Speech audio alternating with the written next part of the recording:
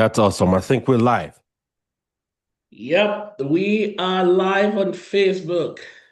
What, YouTube or Facebook? I mean, YouTube. Yes, we are. I can see you live on That's awesome. YouTube. I think we're live. Yep, we are live on. All right. I think we're good to go, man. Absolutely. How are you doing today, my brother? Hey, I feel blessed, Dr. Timo. It's an awesome day to be alive. How you doing? Oh man, I am doing extremely well. I usually tell people every day above ground is a blessing. So today it's another blessing for us to see this beautiful day. And for that, I am grateful and thankful. So what's going on? Absolutely. What's going on at your end? No, all is well, man. It's a Thursday. It's been a great week. Of course, for the last 4 weeks now, as you know, I've been covering 10 miles a day. So I wake up in the morning. I drive to my daughter's school, drop her off, leave one of my cars there, and walk back 5 miles. And then in the evening, I walk another 5 miles to go pick up the car. That way, I am forced to do 10 miles a day. Boy, it has done wonders to me, not only my physical health, but my mindset, my spirit. I am full of energy. By the time it's 7 o'clock in the morning, I've already done my first 5 miles. Take a shower, 7:30. I'm in my office working. The energy is incredible. It's Wow. just been life-changing. I knew the importance of exercise, but I'm just grateful I've been able to, to push it thus far. And one of the things that it's important to realize is this also forced me to go back and really understand carefully something called the 333 methodology or the 333 principle of habit formation, right? And Yep. that principle, what does that principle say?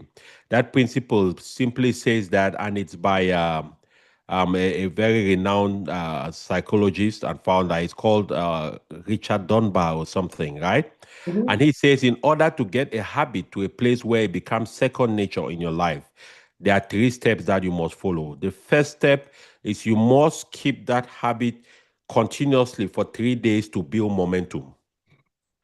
Now, after building momentum for 3 days, you have to keep it going for 3 weeks to build a routine out of it.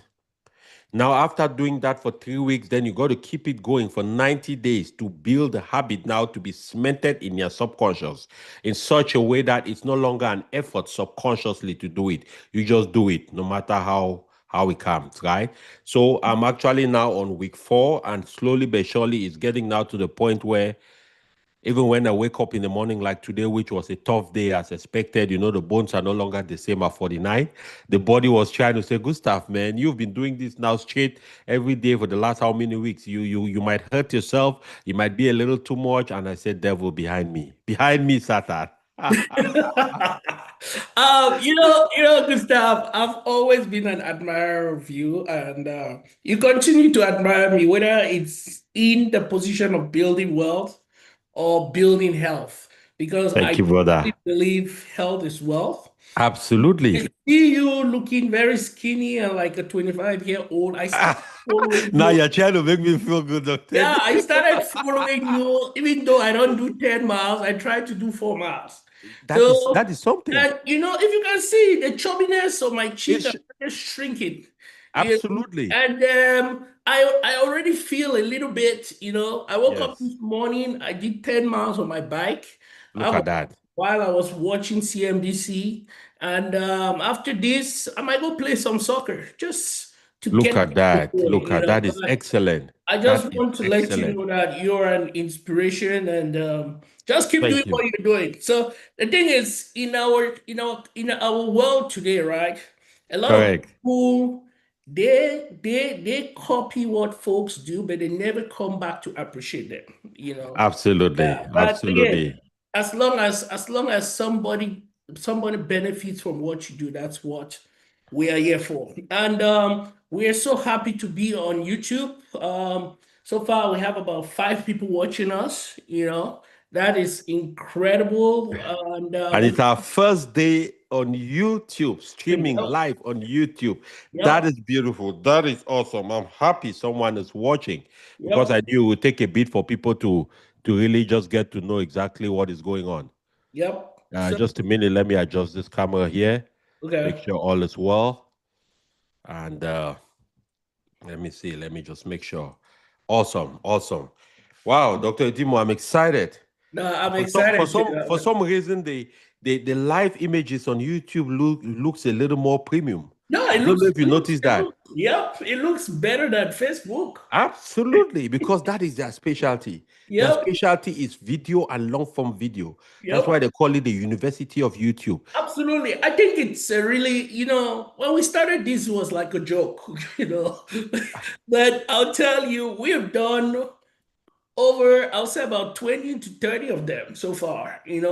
And I believe that us deciding to transition to YouTube, this will be a life-changing experience looking 5, 10, 15 years from today. We'll Absolutely. say October 16, 2026, 25 Yes. was a transformational and an industrial revolution for the Gustav Achu brand and for the Dr. Edimo slash Wallsmart brand. Absolutely, Dr. Dimo. And I have to give you credit for that because I remember you brought up this idea from the blue, from nowhere. We were just chatting that evening, one of our phone calls, and you just brought up this idea. You're like, but Gustav, what are we doing? Let's just start a live thing where we even talk, even if it's 10 minutes, even if it's 15 minutes.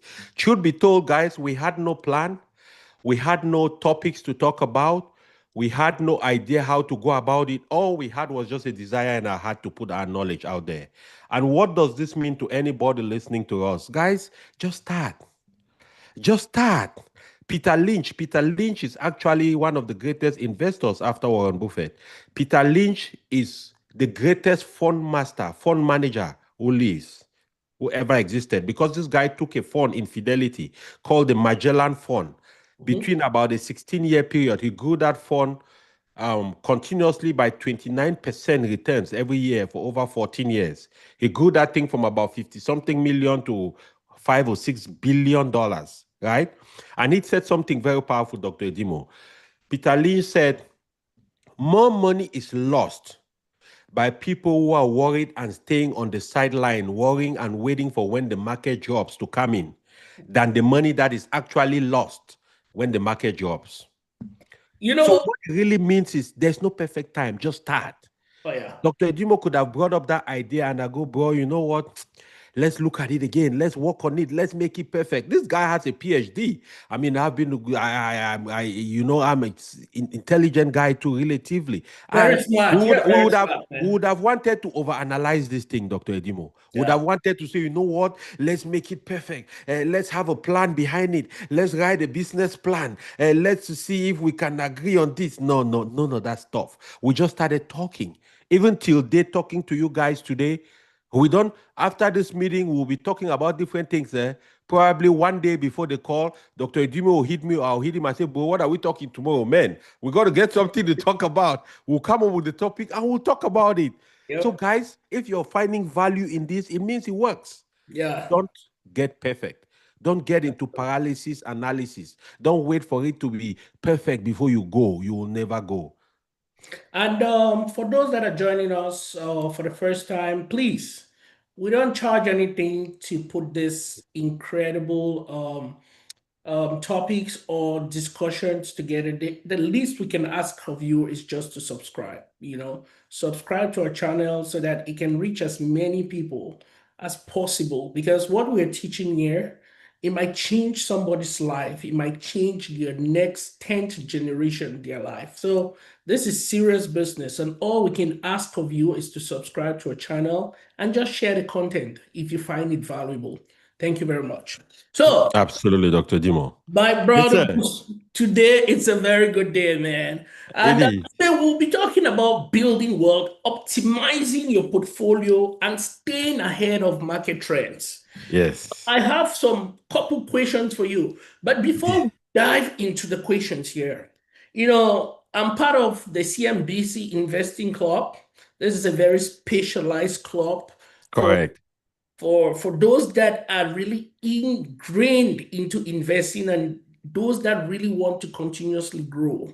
A lot of people think that investing is passive. As much as Some people might hire folks to manage their money and they forget about it. This is serious business. You have to It understand what's is. going on in the market. You have to understand how often you restructure your portfolio. You have to understand the trends. You have to understand what is going on in the market.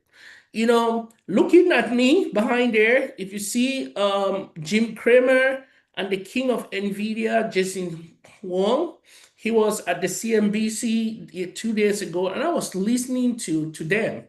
They brought a couple people that have been investing in NVIDIA, and NVIDIA became public in 2000. Do you know how much the share was?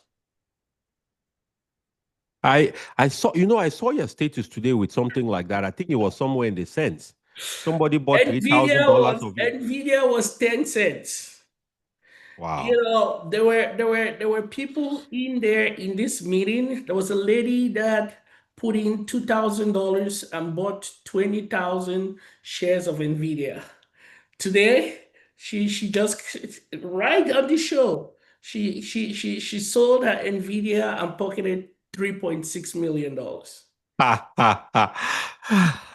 There was another lady right there. This lady, she is close, she's over 75 years old. She's a widow.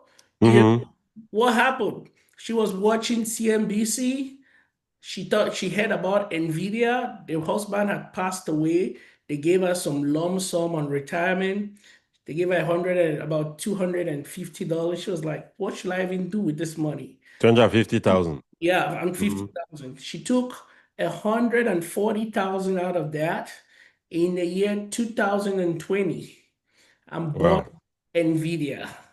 She bought the stocks of NVIDIA. She sold those stocks 4 months ago for $2.8 million.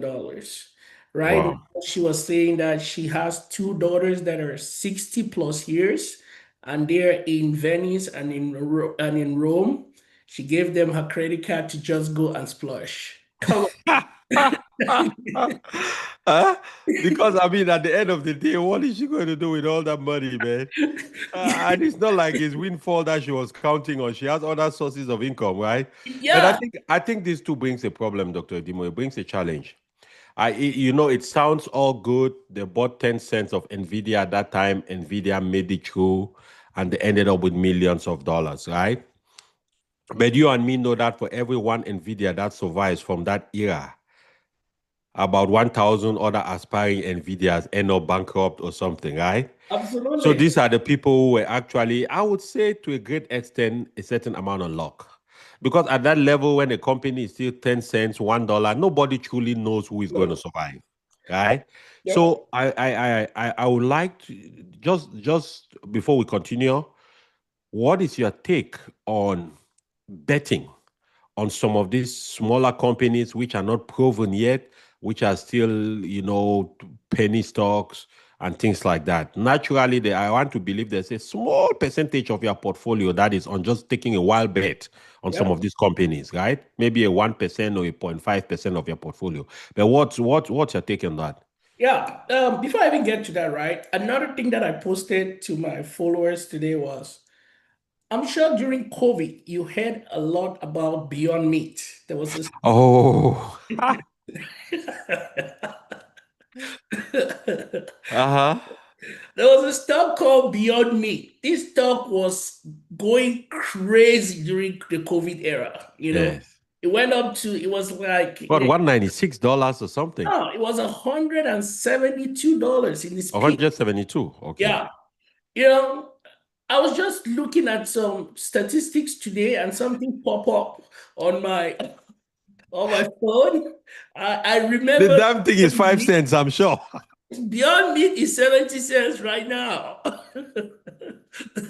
Awesome. Awesome. So you asked a very, very important question. What Yes. I take with respect to putting all my eggs into these penny stocks. If you see a stock that is a penny stock, there's a reason that that stock is under $1. And anything under $5, those are all classified as really small companies. So Yes. these are companies, it's a 50-50 bet. These are companies that can blow up like the Nvidia, but these Mm-hmm. are companies that can remain there or even go lower. You losing a lot of your money, you know. I wouldn't even say Correct. 50-50. I would say you have a 20% chance that it will blow up, and you have a 75% chance that you will lose your money. Yes. You have to be strategic, right?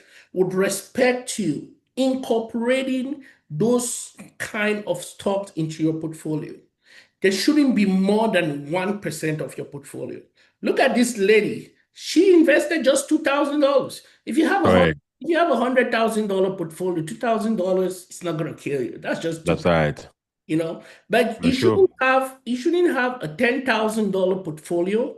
You're taking your entire 10,000 to go buy those penny stocks, hoping that tomorrow you're gonna be a millionaire. That is a Mm-hmm. wrong move that you want to do.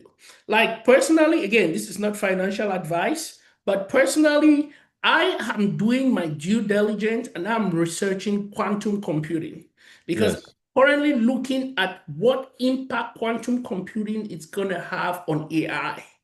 And I see the rationale and the correlation. And I Mm-hmm. bet that within the next 10 years, just holding some of those quantum, and again, it's not every stock within quantum computing that will make that move, if there is a move. But again, if nothing happens, it's just $2,000. It's just Correct. 2% of my portfolio or 1% of my portfolio. So we have to be very, very careful with respect to engaging or positioning our entire portfolio into penny stocks, hoping that they will make a really, really incredible return. Because those companies are penny stocks for a reason. They might not even be producing any revenue. All what they're doing now is just research and development, and they're always on a constant loss. So folks, you and I will continuously buy their stock to finance their operations and stuff. And if that continues, folks will just start pulling their resources out and they won't have that money to continue with respect to what their research and development is going to be. And that's why some of those companies, they go bankrupt. So be careful how you trend with penny stocks. Fantastic. I'm glad you talked about quantum computing because quantum computing is certainly the future, but nobody has a crystal glass, right? Nobody has a crystal ball to know exactly if it's going to pan out or not. But one of the ways that I believe people can also really leverage some of these technologies that are not proven yet but has a high potential to be proven in the future, that way they minimize their risk, is also going through the ETF route. I'll give you an example of myself here. I bought about a year and a half ago, I bought QUBT, QBTS, and RGTI. I bought those three quantum stocks, all of them for under $2 a piece, right? And I had probably maybe 1,000 of each of them. And sometime in the middle of this year, somewhere about March or so, those companies were up a couple of 100%. And I sold off all of them, right? Okay, but I saw RGTI for about 16 or $18 somewhere there, but today it's 32 or $36 or something. Do I regret it? Not particularly. The reason why is because I converted those into an ETF called QUTX or so. And that's a quantum computing ETF. Now, what that does is it has these three quantum computer companies in it, and it has multiple other companies which are connected to quantum computer, including some proven businesses. That way, I might not hit the rocket ship if one of these companies ever rocket to the moon, but I will not also sink like a submarine. At Yep. least I'll be somewhere around the 20-25% returns on it. And I'm good enough with that. Yep. And one of the things which I think is important for people to understand, especially when it comes to investing, why we spend a lot of time educating is because investing is not accidental. It is not it is not gambling. It is not something you just wake up in the morning and you just get in and start doing stuff. Number one, you have to have a plan. Yes. Because your plan only works when you work that plan. Number two, a big part of your planning involves what you are ready to accept as your losses and what you are ready to accept as your profit level. Personally, if I'm swinging a stock, if I'm swinging in a company, which means I am buying a company share, holding in the short term to sell again, just to make some short term profit, and that is less than what that is less than 5% of 3% of my portfolio I use for those kind of things. The majority of my portfolio are companies I plan to hold for 15, 20 years. But I have companies who are buy in the short term and I could hold for 6 months, maybe a year, and I sell it again. Even when I'm doing those, I already have a plan in my mind. I've already made peace with myself. I say, okay, Gustav, if this company drops beyond below 10%, I'm selling it off. I don't care what happens. I am cutting my losses. I'm moving on. If it rises above 20%, I am taking profits and moving on. That is how you have to do that. Because, guys, you must understand investing is psychological. I say this all the time. Investing has nothing to do with your intelligence. It has nothing to do with your scientific ability, your mastery of numbers or math or science. None of that. Because it's human emotion. What do I mean by this? Think about it for a second. The other day, the market dropped, what was that, about 5%, Dr. Edimo? Yeah, close Just to. because Donald Trump tweeted that, listen, guys, I don't think China is treating us nice. We are going to levy additional tariffs on them and we will start something so that they can bow to us. What does that do? That creates panic and emotional fear. People start feeling like the market is going down. Before it goes down, I should rush and sell my shares. But when you think about it, there is no logical reason for behaving like that. Yep. There is no logical reason other than the fact that people are naturally emotional, and the market is managed by emotions like fear, like excitement, like greed, like being careful and things like that. So I like the fact that you bring that, especially the one to about Beyond Meat, Dr. Edimo. The reason why is because we talk a lot about the fact that to invest, you also, in that process of investing, you must stay connected to educate yourself to on how to evaluate companies, Yes. how to see the difference from the fluff, Yeah. how to understand what companies have a long-term possibility. Beyond Meat was mostly a hype company. That is true of the matter. Right? They came up with this concept that they're going to start having burgers that are no meat burgers, but they taste like meat.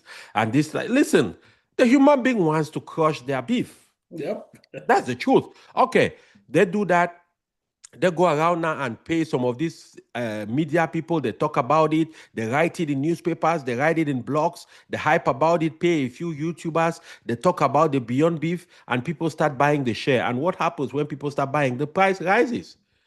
By the time the regular everyday Joe is realizing that this thing is not the what it claimed to be, the guys who are inside have already sold their shares and moved on. That's what is happening with the crypto market today. Every day, 10,000 new cryptocurrencies are created. And those who are not educated, they go in and start buying. By the time you buy in 2 minutes, the market drops 100%. The guy in South Korea has made his money. You are here licking your wounds in Texas. Yeah, again, That's why guys need to be educated on these things. yeah, it was released today by Eric Trump that just from cryptos, the Trump brand has made over $1 billion just in crypto. Only? I Yeah. was thinking they should have made like 10 or more. I mean, because they are using their brand to Maybe, manipulate the market and making, maybe I'm sure again, it's just being conservative. You are right. absolutely. He's They not don't going to want tell you and me the truth to. Yeah. because they are But using their brand to make some money. But anyways, let's Well, my get down brother, to good it. stuff. And again, thank you all. We have about 6 people watching, so thank you again for hanging tight. We appreciate again. If you can just click on that subscribe button and share, we will appreciate this because that's the way we reach as many people as possible. And Gustav, leave questions in the I have comments a lot too. of questions for you today, and we have about 40 minutes to go through. So All right. let's synchronize through your responses. Let's not go too deep. Okay. Now we can go through some of these questions because each of these questions they're going to be very, very helpful to our viewers. Okay.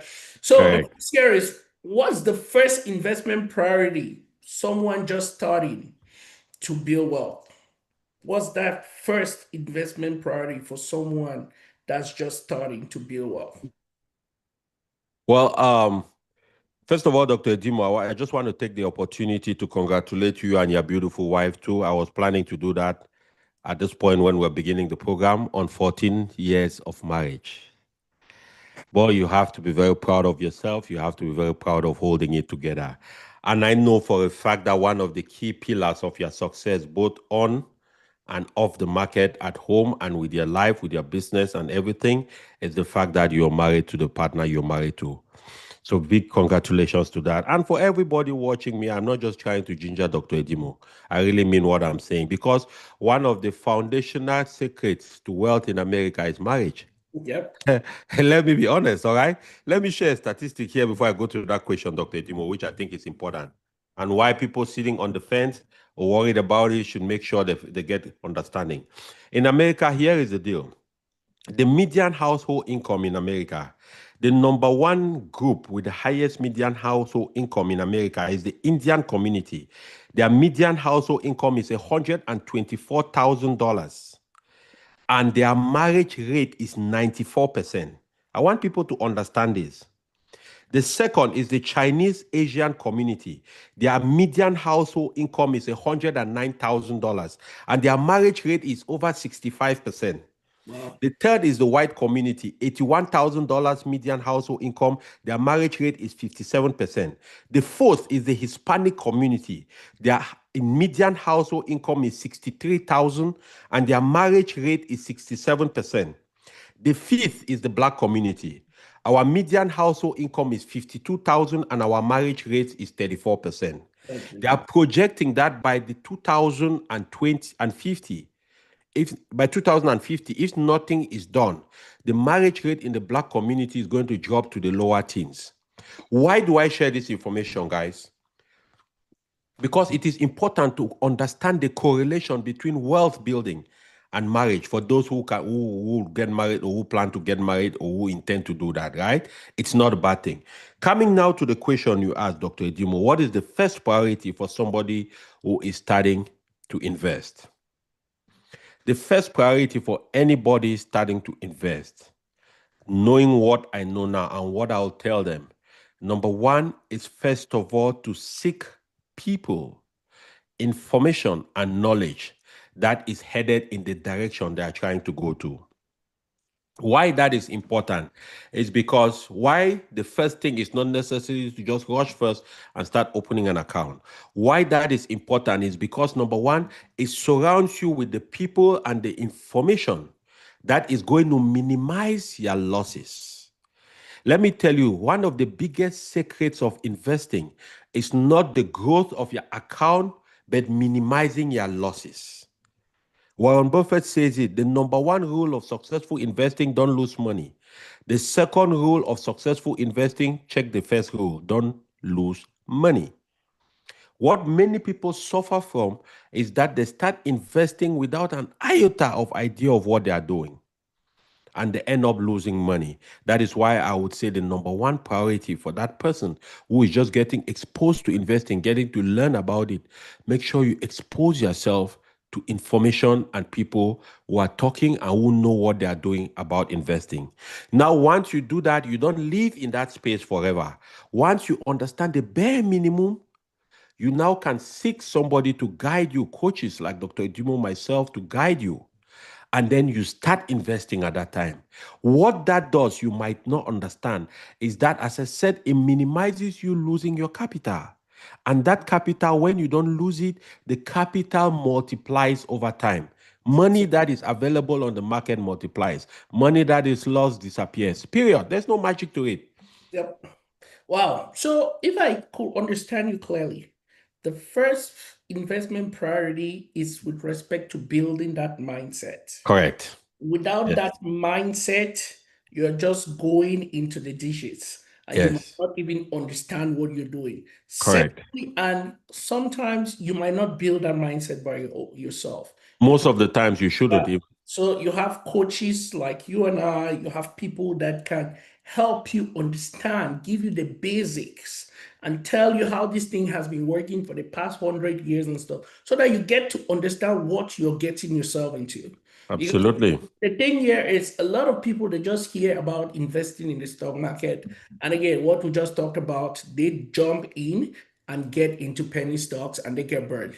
And that's the Absolutely. reason that we hear a lot of people they talk about the stock market is a scam, they talk stock market is risky and stuff because they haven't done their due diligence.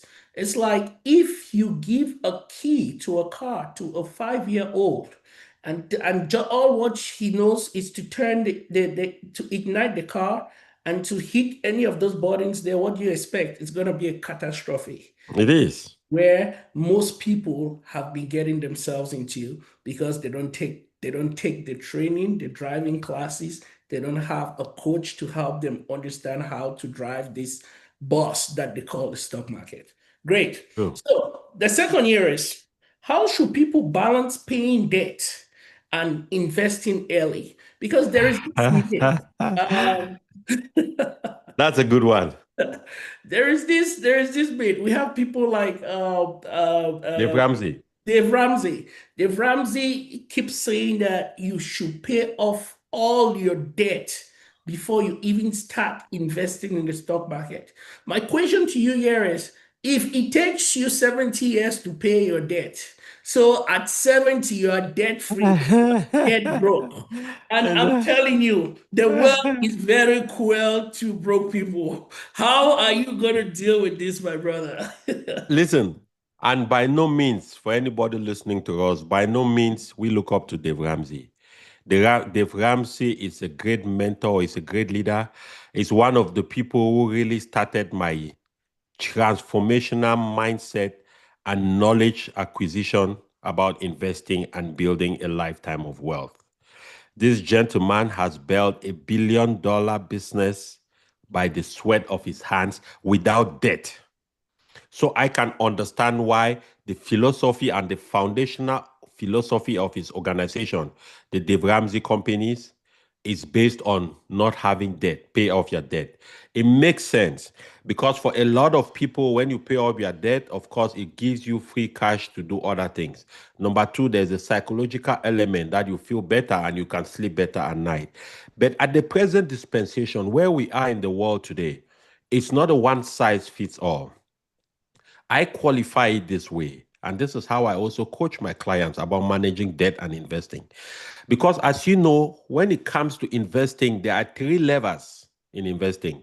There is the amount of money you invest, there is the time that that money is on the market compounding, and there is the return rate of that money. And so anytime one of these levers is missing, it affects the outcome of your money in the long term. So in this case, you are thinking of, okay, if you are paying only debt and trying to get out of debt, one of the levers you'll not be taking advantage of is the amount of money you put on the market to invest, if at all you even have any.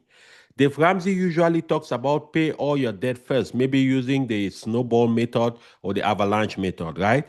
But I believe for most people, which is the case that has worked for me and it works for the clients I coach, you have to look at the debt because all debt is not equal.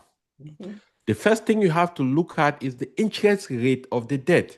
The debt that you need to pay off, all of it before you start investing, is the high interest debt.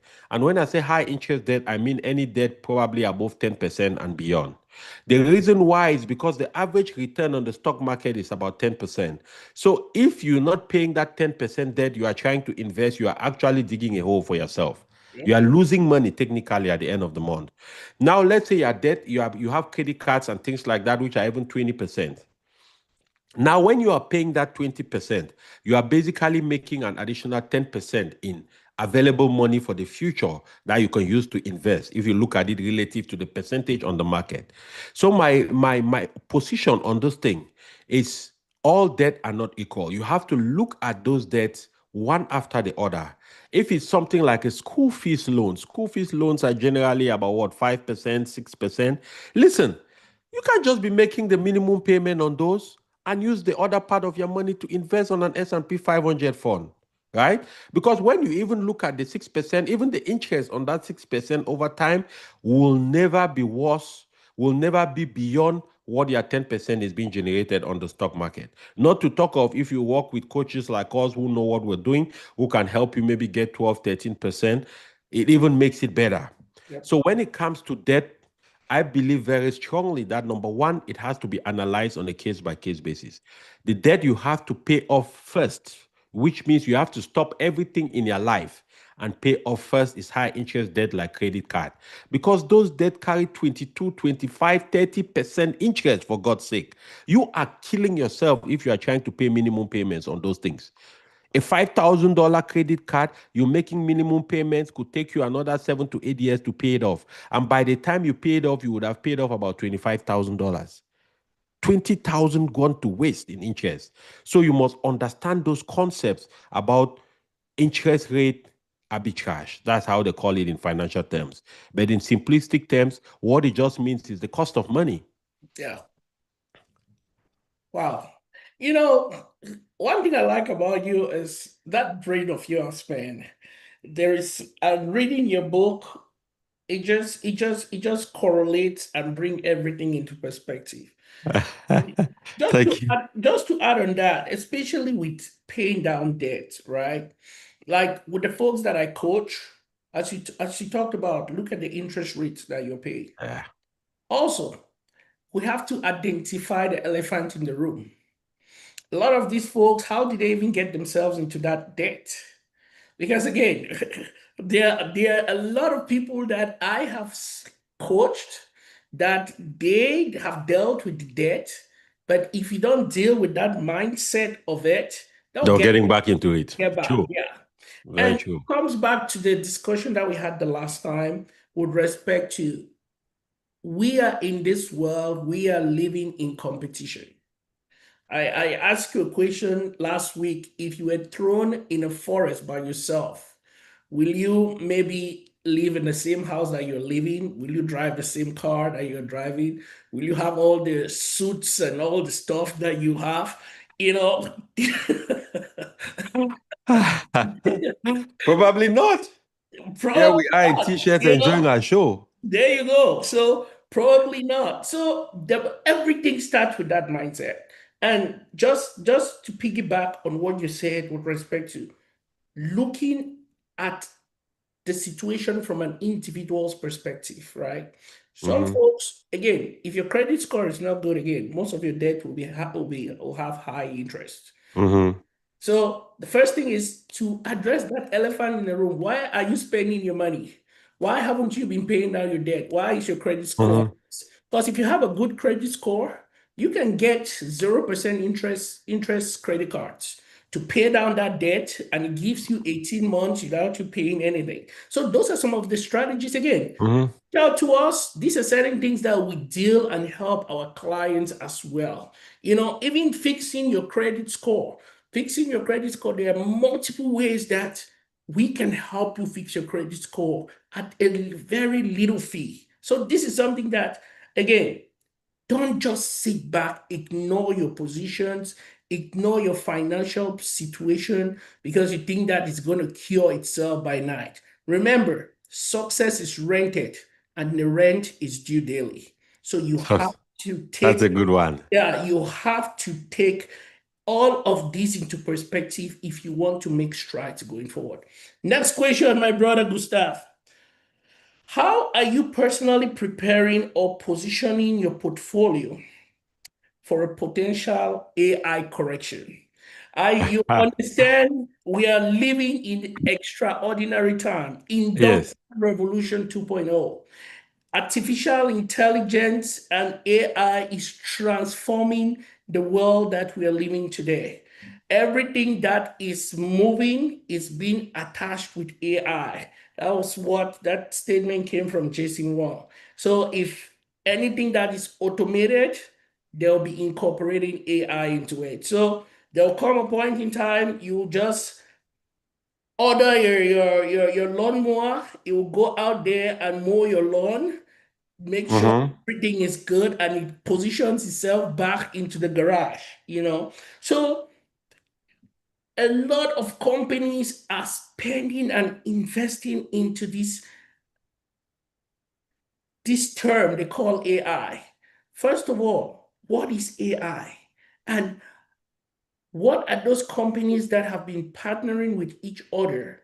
And how long will this bubble last? Wow. I'm glad that you're talking about that because everybody is talking about AI. AI is the hottest thing on the market for the last, what, 5 years or so, and it's going to be the hottest thing for the next decade plus. And artificial intelligence, basically, and I promised, I think 2 weeks ago, that we're going to do a session on artificial intelligence. I think we'll start talking a little bit on the utilities, how people can really leverage it in their everyday life. We're going to do that. But artificial intelligence is just basically a way of working and living enhanced by the power of collective data of the world, put made available to you in a way that can help you achieve the daily task easier than it was ever possible to be. But here is what is more interesting. What is interesting is now the companies that are behind these innovations. Because you, as an investor, your number one interest is not how artificial intelligence work. Don't worry about the science. Don't worry about all that stuff. That's a whole different ballgame. Your interest is which companies are behind these innovations. How can I buy into those companies so that 10, 15, 20 years from today, I am sitting happy, pretty, and wealthy, right?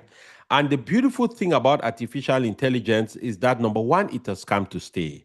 Number two, it's going to revolutionize humanity like nothing else has done, probably since electricity, right? Or the internet. But the good thing is that, like many other booms, it's not a straight line going up. There will be a time really soon when it's going to burst. They say it's the bubble bursting. The bubble bursting means there is an excitement around that technology. Because of that excitement, a lot of companies which are working within the space of that technology are coming up. And because they are coming up, people are investing in those companies and financing those companies, even when the companies don't have the fundamentals to sustain them income wise, revenue wise, product wise. Some of these companies haven't even produced anything. They're already valued at 10, 15, 20 billion. Some of them are already trading for 10, $15 on the market. A company like APLD, it's a company with a lot of potential, no doubt. But the intrinsic value of that company is like $10 based on the forward revenue calculation. But it's trading now like $36 or something based on the enthusiasm of AI. So the way people have to understand this, just like in the 2000s, right? In the dot-com bubble, when the internet became public and a lot of companies came up, anybody who could start a company talking about internet or who could claim something about internet, there were people to finance them. Mhm. But at the end of the day, a few years later, when the enthusiasm and excitement died, people were starting to look now what companies are producing things that are usable. What companies are producing solutions that people are ready to pay for so the company can generate revenue. And what happens is a lot of people realize most of those companies don't have that ability. And so there is a bust because people start selling the shares of those companies and the market goes down. In the year 2008, same thing in the housing market. They made it easier to get loans to buy houses. They made it possible for even people who don't have the financial power to be able to qualify for loans to buy homes that are bigger than their income could support. Everybody rushed to the market, bought homes. A few years later, they started looking underneath the thing again and thinking, but wow, people are not really able to, because in case of a small economic downturn, people will not be able to pay the mortgages which they had contracted. What happened? The housing crash happened. So with AI, it's going to be the same. Let nobody fool you.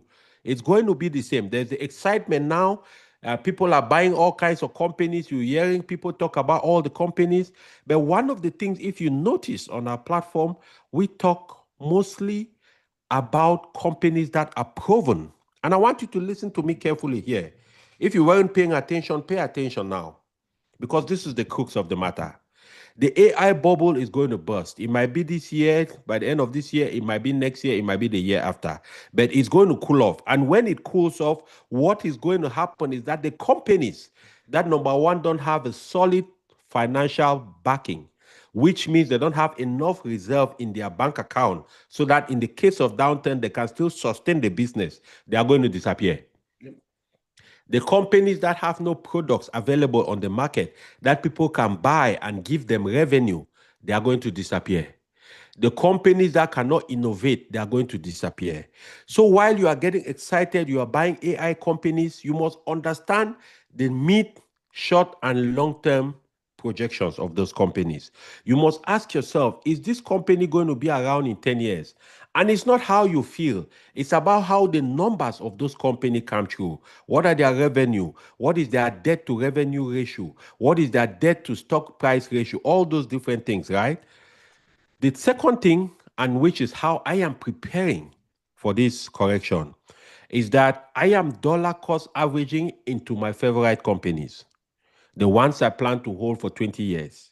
I am buying on a weekly basis. I even have some, I have automated recurring purchases on a daily basis.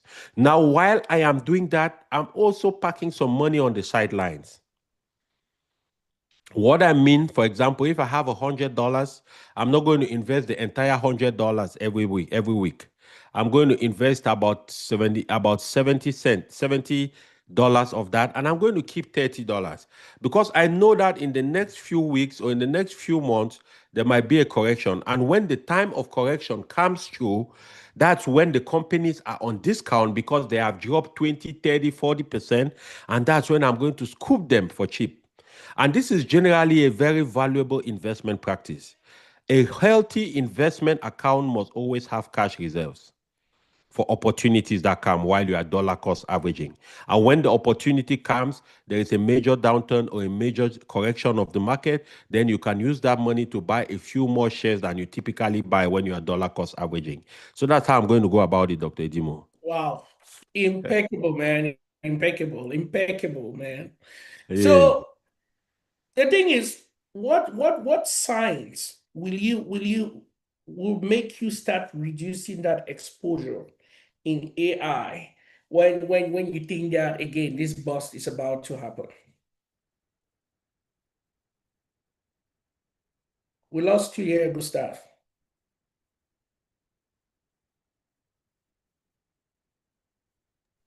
Dr. Edimo.